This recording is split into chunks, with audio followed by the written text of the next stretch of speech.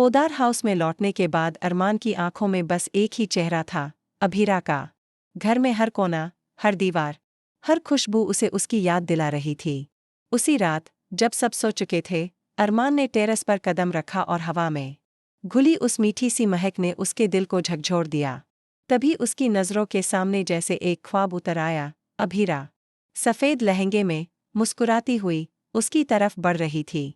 और फिर शुरू हुआ वो पल, जो शायद अरमान की जिंदगी का सबसे खूबसूरत था। दोनों एक दूसरे की बाहों में बाहें डालकर, धीमी रोशनी और हल्के संगीत में खोकर नाच रहे थे।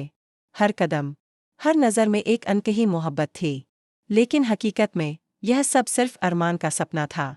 उसकी बाहें खाली थीं और उसकी आंखों में सिर्फ आंसू। दूर से खड़ी गीतांजलि ने यह सब देख लिया।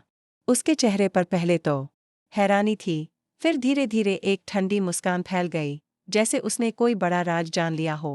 गीतांजलि का मन अब और बेचैन हो गया था।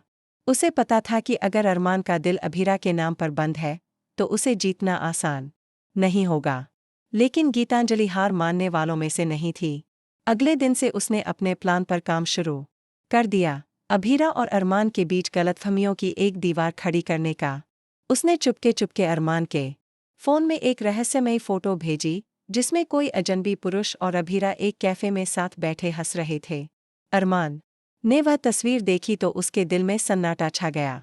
उसके मन में सवालों का तूफान उठ गया। क्या अभीरा ने उसे धोखा दिया? क्या उसकी यादें सिर्फ एक भ्रम थीं? इधर अभीरा को इस साजिश का जरा भी अंदाजा नहीं था। वह तो बस अरमान के लिए एक सरप्राइज तैयार कर रही थी, एक चिट्ठी जिसमें वह अपने दिल की सच्चाई लिख कर देने वाली थी। लेकिन उससे पहले ही गीतांजलि ने अपना अगला दांव खेल दिया।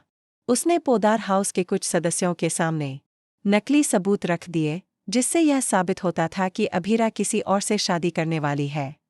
घर में हलचल मच गई। अरमान का चेहरा गुस्से और दर्द से लाल हो गया। उसी रात उसने तय किया कि वह अब कभी अभीरा से नहीं मिलेगा। लेकिन किस्मत को कुछ और ही मंजूर था। अगले एपिसोड में अरमान को एक ऐसी सच्चाई पता चलने वाली है, जो उसकी पूरी दुनिया हिला देगी। असल में, जिस आदमी के साथ अभीरा की फोटो थी, वह उसका भाई निकलेगा, जो बरसों से लापता था और हाल ही में लौटा था। और यह फोटो गीतांजलि ने एडिट करके भेजी थी। यह खुलासा होते ही अरमान को एहसास होगा कि उसने अपनी सबसे बड़ी गलती कर दी। उसने उस इंसान पर शक किया, जो उसे सबसे ज्यादा चाहती थी। अब सवाल यह है, क्या अरमान समय रहते अपनी गलती सुधार पाएगा, या फिर गीतांजलि की चालें उन्हें हमेशा के लिए जुदा कर